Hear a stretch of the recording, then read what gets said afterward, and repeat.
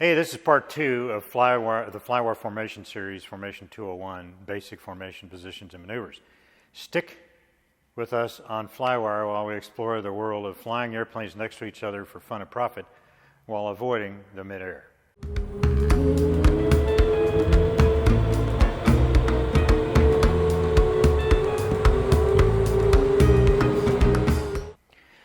Hey, I'm Scott Perdue, and today on Flywire we're going to talk about basic formation positions and maneuvers along with the general rules of the road.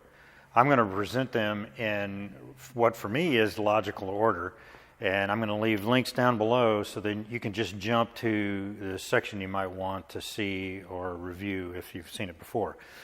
I suggest that you watch the video all the way through at least one time, and you might learn something. Hopefully that's what this is all about. And if you're not familiar with me and why I can talk, or I like to talk formation, and I usually walk it too, well, here's an overview. I'm a retired Air Force F4 and F-15E driver, so I've done a ton of this for real. And after retiring, I wrote for aviation magazines for about 10 years or so, and I flew photo shoots a bunch. Every article was a photo shoot too. And then I was involved in Tom Gresham's Wings to Adventure TV show, and I flew about 90% of the video air-to-air shoots during the 4 seasons of that program, all the different airplanes. It was a hoot. I've been involved in warbirds for years doing formation, air shows, photo missions, etc. And then I know personally 10 friends of mine who have lost their lives in formation accidents. And with that foundation, I decided to do this video series so that pilots who aspire to fly formation would have a better grounding in the who, the what, and the whys of formation. Okay? More importantly, how to do it and live to talk about it later. A YouTube video will not make you a formation pilot, but this series is going to give you a better understanding of it. At least that's my goal. Full disclosure, I love flying formation. I find it extremely rewarding, and the feedback is like right now, and I like that. You know when you've done good, and you know when you didn't do so good. Which brings me to the fighter pilot attitude, okay? I think there's a lot of misunderstanding about what the fighter pilot attitude is out there, especially among civilians that learn formation in the FAST program. No offense, but it's true. The thing you have to understand is that the fighter pilot attitude, the approach, or better yet, the mindset, is really rooted in perfection. Believe it or not. Realize that everyone knows we aren't perfect. That's not what I'm trying to say. The thing is that you strive to be perfect. And you do that because your life depends on how close to perfect and how lucky you are. Your life depends on your wingman and your flight lead being as perfect as he or she can be. And so a fighter pilot debrief can be an intense affair. It's intended to root out the fundamental error and learn how to not make that mistake again. Keep pressing and getting better every single sortie. Everything you do, you strive for perfection. Knowing you're not going to reach it, but you still work that way. It's not about talking with your hands or shooting your watch. It's about finding the root cause of an error and learning the right way of doing a particular task. Why? Because your life and your ability to do the mission depends on it. That's how you're going to earn the right to go home to your significant other at the end of the day. The problem, I think, is the movies. I think that's the root of all evil, basically. Everyone remembers Tom Cruise's Maverick and the Iceman snapping their teeth, posturing at each other. Who's the biggest dick on the base? Well, this and other movies is solidified in the cultural psyche that a fighter pilot is an aggressive dickhead. And aggression is part of it, but being a dickhead isn't. I'll admit that there are some fighter guys out there who match that description, but the vast majority that I've known are serious guys and gals. They're serious about their jobs. They're serious about their profession. They're serious about learning as much as they can and being the best they can be at every task they can. In any other profession, I think most of them would be looked at as a bit geeky. Okay, I'm a physics and I'm a history geek. And I think that admission is the first step of a 12-step process to become human. So what does all this mean? Well, it means that you note your mistakes and the mistakes of your flight mates. You brief and you debrief those. Be honest. Don't forget this is fun, right? Well, get better every sortie and don't be a douche. Oh, and don't forget fighter pilot rule number 1. I'm going to let you look at my previous video for that one and see what that means. Okay, that's my version of it. The takeoff that you're going to do here is going to be single ship, so pay attention to the spacing and the timing references in the brief. I'm not going to cover that on this kind of a thing. That's something that is really airplane dependent, and there are some rules, etc., but I'm going to let that happen in your brief. The first thing we are going to talk about is a rejoin. Your first formation ride, you aren't going to do a formation takeoff. Well, that's not quite true. My T-37 formation IP was Oswald Boelke's grandson. Boelke was a famous World War I German fighter pilot. He was credited with 40 kills, and he was one of the most innovative fighter tactics leaders on either side. So Boelke, his grandson, was aggressive, and he let me do the formation takeoff for my first form ride. And I'll just say that I was assholes and elbows on that flight. It wasn't pretty. So if you're my student, you're not going to do a form takeoff on your first ride, and that means the first thing you're going to have to do is a rejoin with your lead.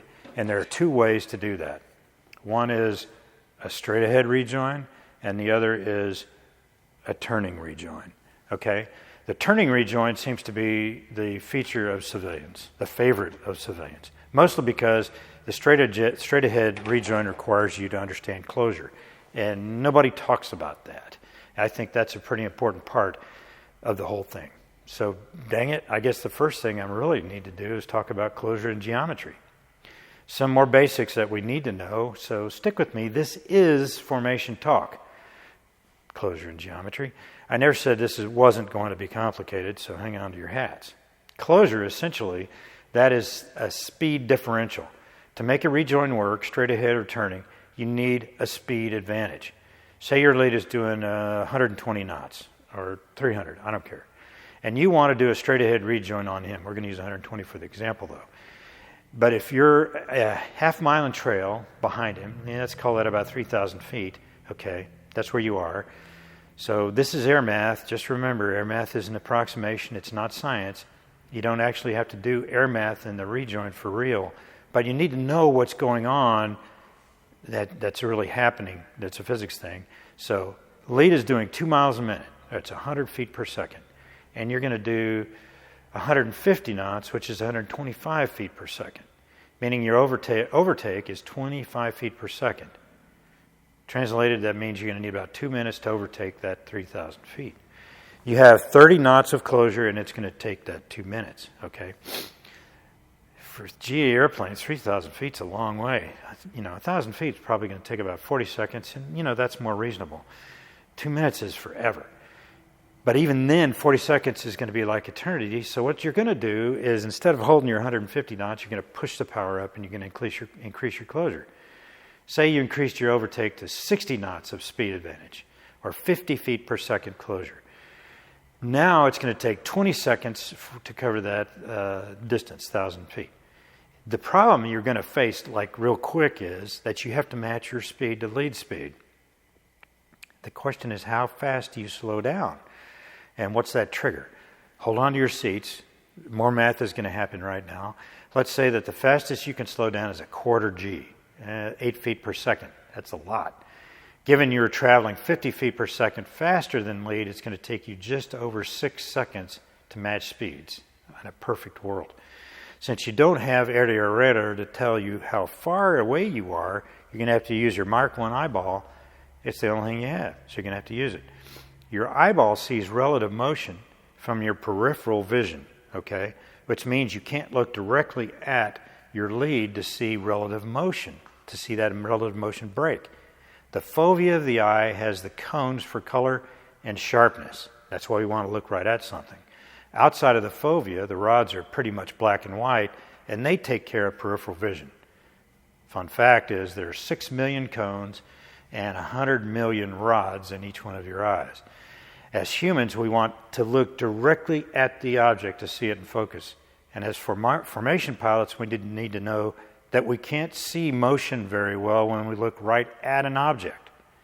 Plus, the rods aren't going to really detect relative motion until about 300 feet from it.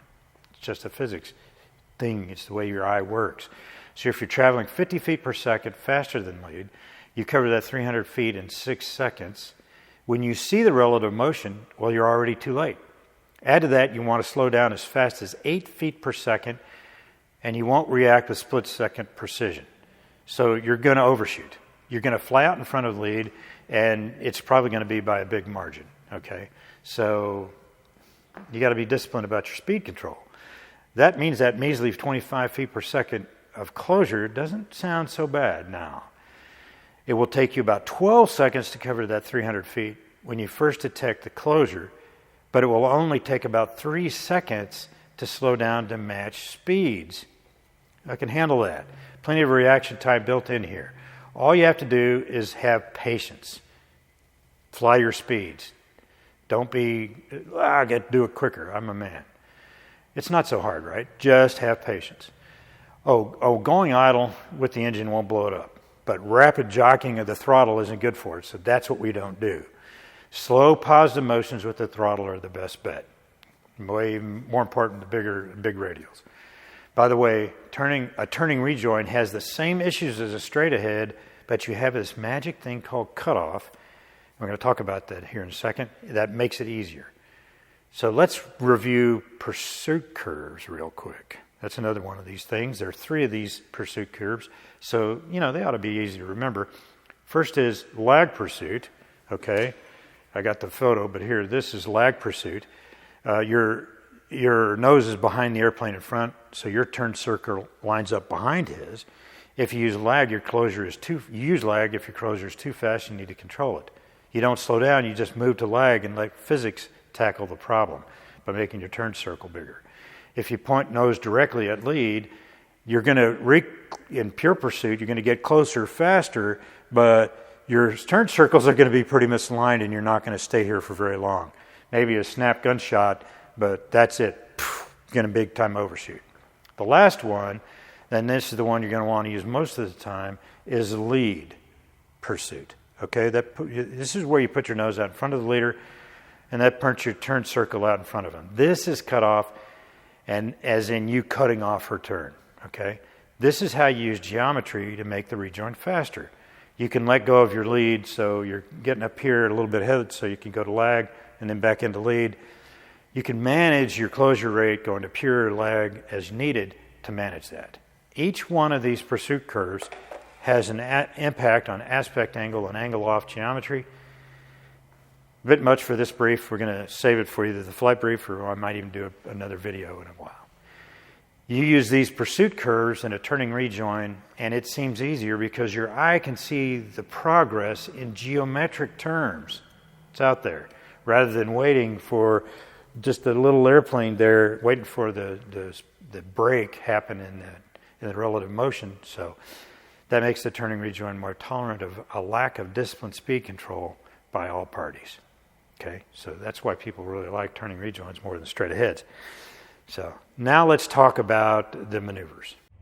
Okay, for a straight ahead formation or rejoin here, what I want to do is my problem is running into the rejoin here, I'm offset. And notice I'm on the left side. Number 2 is on the left. You're going to rejoin to the left and the inside of the turn all the time. That's number 2. If you have 3 and 4, they're going to be on the right or the outside of the turn. It's one of the rules of the road.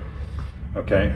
And if you want to do it differently, you got to brief it, but know that it's weird and other people will be hard to press to deal with it.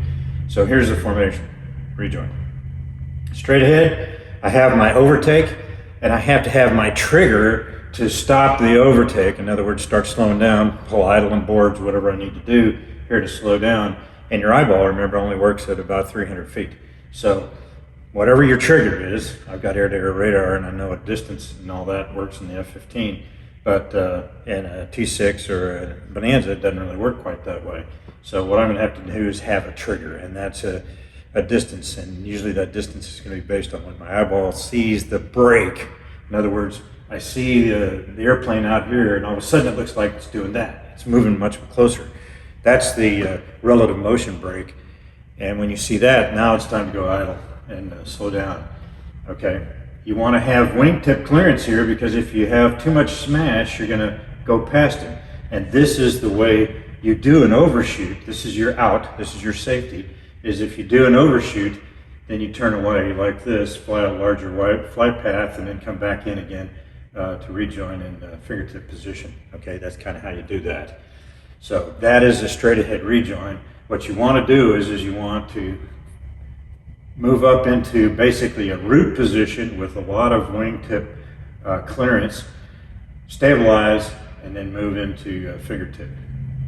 And then that is your formation. That's kind of how you finish off the straight head rejoin. You never want to rejoin straight into fingertip because you're human, you're going to misjudge it. You might be fine, doing it 4 times, and that 5th time, you don't, and you overshoot. And if you have wingtip overlap, that's what happens. It's happened before, so we're not inventing anything new. All right, now let's do a rejoin, okay? So this is a left rejoin here. What I want to do is get on what's known as the bearing line, and essentially the bearing line is a 45-degree line, and basically for the F-15, if you're fortunate enough to be flying on that, the wing is a 45-degree angle. So basically you can get literally on the wing line, and then as you do your lead, see this is your cutoff, is your lead, your turn circle is out here, and lead's turn circle is here. So that's your cutoff, is eventually this, since you're on the inside of the turn, and you have it, your lead set up this way, you're going to end up like that. Okay, that's how the turn circles work. So when you're here and you're on the wing line, you're going to move up the wing line. Okay, so your turn circle isn't perfectly parallel. You want to have a little bit of angle like that and overlap your turn circles, and then you move up the wing line. And your objective again is to stabilize, stop in root. Okay. I take care of my overtake, all that other stuff, and then I move up into position, okay? If I overshoot, if I have too much smash here and I've misjudged it and I can't stabilize en route, okay, then what I want to do is, you're like this, okay? Lead's doing a level turn. What I want to do then is I just roll out. And when I make that call, I get close to him. I don't want to start it too early, because then that makes the rejoin to fix it a lot longer. So what I'm going to do here is as I get close, fairly close, I get clearance, I'm below him, I roll out, and I go to the other side, I stabilize, get rid of my extra smash. I might be up here like this, keep sight of everybody, all the players, and then come back down into the inside, stabilize en route, and get back into fingertip. Okay, if 3 and 4 are in here and you're doing the rejoin, and realize that's not the correct order, it should be 2, 3, 4. But if that happens and I overshoot, you have to keep sight of everybody and then stay clear of everybody, and then do a cross under, come back here, stabilize en route, and then move into fingertip. That's the turning rejoin. Okay, so well, generally how that's done is, say we did a pitch out and we're doing a practice rejoin and turning rejoin or straight ahead. So what'll happen is I'll call for the pitch out, and I'll say it's going to be a 5-second break or whatever it is like that. So then boom, I start my turn, and I'll do a pre-brief turn for 180 degrees. So we head back the other direction, and then number 2 would follow, and that would give us spacing like this. In this case, it's about 5-second spacing. And then what direction do I want to make the turn, the returning rejoin, or do I want to do a straight ahead? If I want to do a straight ahead, I just rock my wings like this, and that means rejoin. Okay, cool. If I don't make a wing rock, it means a straight ahead rejoin. If I rock my wings like this, and then I roll into a bank angle, well then that means, hey, it's a turning rejoin, because I'm going to start turning. So then when I'm number 2 here, is the whole time I've had power in, okay, not cruise power, but I'm now going in at least climb power, so I can get some smash. And then what I do is I pull out here to get cut off, okay? And then I'm on the wing line, pull out to the wing line, and as you can see, where I'm going to be looking isn't here, it's going to have the airplane up there in the canopy, okay? So pull out in front, boof, like this, and then run in the wing line, and then I stabilize en route, okay? Once again, I'm using that trigger of my eyeballs when to pull the power so I can slow down, and that would expedite it. So I keep my overtake, I'm disciplined about the speed that I use in the overtake, and then I execute the final part of the rejoin. Talked about the overshoots. That's a turning rejoin. And talked about overshoots. That's good, all right. So that's a turning rejoin. So now we're gonna fly fingertip. All right, so here we are. We're flying fingertip. In the Air Force, we like 30-degree bearing, or 30-degree offset for a 30-degree reference line for fingertip, and then for weather, we use the 45 line. And that is, for weather, it puts us closer together, and you actually have a wingtip overlap when you do that. And that's the trouble with civilians when they're flying 45 reference, is it's actually a little bit more awkward, because if you're flying a 45 reference and to have wingtip clearance, you got to be further aft. Okay, so that is the kind of a formation reference for a 45 line. You have to be further aft to have that wingtip clearance. All right, so if you're at 30 degrees, you have the wingtip clearance. It's easier to fly like this. It's a little bit forward of the bearing line, as you can see from the wing. It works better because you're in a better position for turns, etc. And then if you need to go in weather, okay, and they're dense clouds, and sometimes they are, what you do is you just move into the 45 line, and that does give you some wingtip overlap, but you also step down a little bit, okay?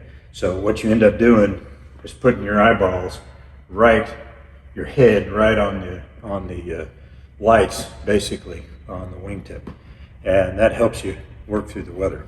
So that's the formation reference. It depends on the airplane, what else you're going to use, the airplane you're flying. Okay, you want to have a little bit of a step down in some airplanes. You want to see a little bit of the bottom of the wing, etc. And the reason for that is to properly fly this, you have to have slightly offset turn circles.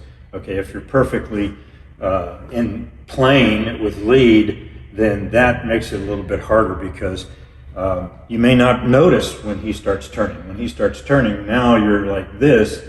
If you're too high, okay, and not step down a little bit, and then that makes it really hard to boof, get in here like this. So the overreaction is really easy to do. So if you're stepped down a little bit, you see the relative motion better, okay, because again, you're using your peripheral vision, and then you can make the turn. So you line up, some airplanes, you line up the wingtip with the propeller spinner. You look at the tails, etc., and that tells you how far you are in aft. So there's forward and there's aft, and there's forward and aft, up and down, okay? That's basically how it works. And anytime you fix an error, and realize that when you're flying fingertip, you're always in error. You're always fixing something. Either you're fixing forward and aft, or you're fixing up and down, okay? Or you're fixing in and out. And you do those things one at a time. You may do them fairly quickly, but you don't do them you don't do roll for in and out and up and down at the same time. You fix one thing at a time, because otherwise you're gonna overdo it, and you're gonna get behind the power curve and mess things up, okay? So that, I will leave it to the airplane you fly to figure out what your references is. One thing I do want to say, though, about references for your formation position is that the idea here is that that's not your fixation, okay? I'm not fixed on looking at the wingtip and the propeller or looking at my alignment with the tails. For weather, as I remember, you would line up, on the 45 line, you're looking at the wing line here, and then when you look over, you'll line up the tails, the back ends of the tails of the airplane in front of you, and that lines you up pretty good. Okay, so realize that changes if you're on the 45 line. See what I'm saying? So your perspective would change. So that would be the reference there. But the idea is that that's just a starting point. Okay, it's not the end point. It's not where my eyes are glued all the time. It's the starting point. And what I want to do, where I want to work towards is I can calibrate my eyes to know that okay? I'm in fingertip here, and I see that. And that's the airplane is proportional, and I see it, and I know where it is supposed to be, what it's supposed to look like, what I'm seeing, without looking at the particular reference and calibrating that all the time. I calibrate the airplane. And the reason why I'm doing that is I'm looking at the airplane for movement, okay? So sometimes lead's got to turn. If lead's got to turn, then I want to be right there and I can see that. And if I'm looking at the whole airplane, I will see the turn faster than I will if I'm looking at a reference. If I'm just looking at the reference, I'm not going to see this motion versus I'm looking at the whole airplane. Same goes with the references if you're a visual signal kind of thing, and there's some people in the civilian world, and the Navy in particular uses a lot of visual signals. Okay, you don't want to use the comm, you don't want to use the radio, you can use the radio if you want, but the Air Force is a little different than the Navy. We have visual signals, and a lot of them are the same, but primarily you use the airplane as a signal for what you're going to do. So in other words, if I'm going to turn, I'm not going to tell you I'm turning. I'm just going to turn. And what I do is I expect you then to stay in plane. So if I roll the airplane, if I'm turning like this and I roll the airplane, well then what I want you to do is stay in plane. So you have to roll and push down at the same time. So now you can stay in plane. Okay, then we make the turn, and then when I start rolling out, then I'm going to roll out. And I'm not going to make rapid rolls. Okay, I've been doing the flight lead thing long enough to know that I don't turn, you know, like I'm getting ready to set up a brake turn and all that. So I don't use rapid roll rates, I use measured roll rates. Because if I try to do a rapid roll rate like that, okay, now this guy's like this. So I know he's in formation, I know he's in fingertips, so I'm going to do a slower roll so he can stay in position and stay and make that roll nice and smooth. Same thing for the roll out, and then he stays in position, okay? So now if it's a turn away, it's the same sort of thing. I'm going to turn away, but I'm going to make a fairly measured roll rate, and that gives him time to stay in position and climb into plane. His turn is going to be wider on the outside, which means he's going to have to use more power to stay in position. Conversely, if he's on the inside of the turn, he's lower, all right? He's on the inside of my turn, so he's going to have to pull the power to stay in position, okay? So that's kind of how that works. There's a couple of rules of the road here for fingertip 2 about if I lose sight, okay? So there's a case for when we're straight and level like this, and if I lose sight, go lost wingman is typically what we call that. Then what I'm going to do is I'm the wing right here, and I go lost wingman. I can't see my lead anymore. I don't want to hit him. There's closure happening.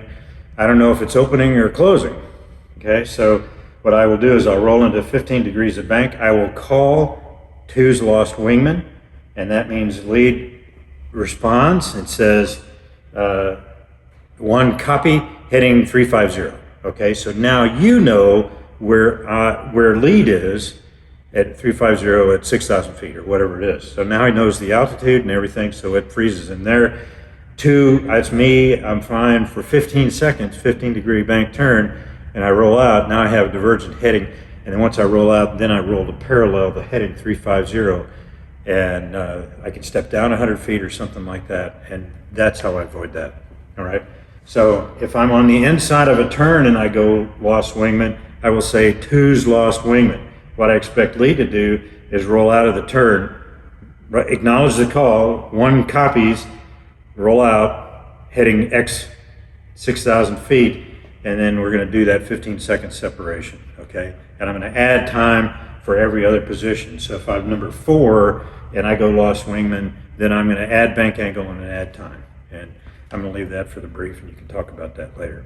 Okay, so lost wingman is an important thing to do, and you need to work that out. Okay, rules of the road. So let's talk about cross-unders real quick, okay? So I'm here like this, and say, and if you're in fingertip, you spend very long in fingertip, your neck is going to be like this, and it's going to be hurting and really a pain. So I don't want to keep my wingman in fingertip for an hour at a time.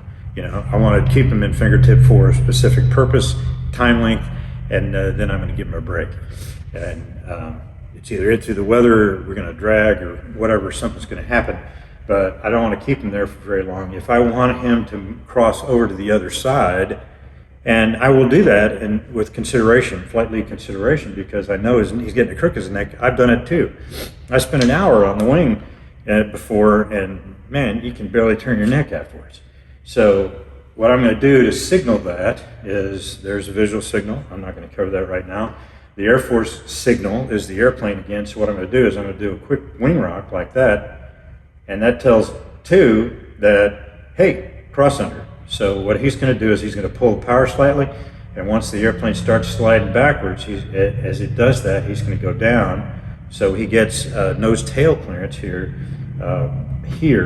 okay, spacing wise, but also this way. You don't want to do this. So you start, pull the power slightly, and then start descending a little bit so you get below lead, and then you start turning, okay, realizing that as you do all this, one's moving out in front of you, okay, so you're going slower, you're covering more distance, not as quite as much ground as the lead is. He's going to move out here like this, but once you start turning, you're also going to do some more turn as well, get more spacing. So I don't get too crazy with pulling it to idle, because you're going to be real behind the power curve. So pull power a little bit, and you see that relative motion, and one's going out in front of you, then you turn like this, okay, and then once you get up to the other side, then you can start adding power again right here to move back up into position.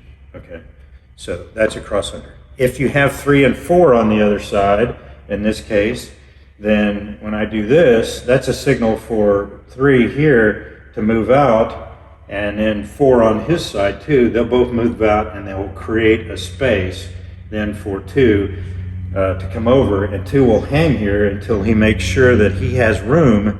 He'll look at lead, he'll look at 3, lead 3, yeah, there's room for me, and then I can move up into fingertip. And at that point, 3 and 4 will then rejoin on his wing, and now we have an echelon, okay, oriented to the left. All right, we can use that for a break. All right, civilian world, people do this because it's a air show kind of a formation, great, but what its real purpose is to break up the flight, okay, so we can minimize flight path conflict.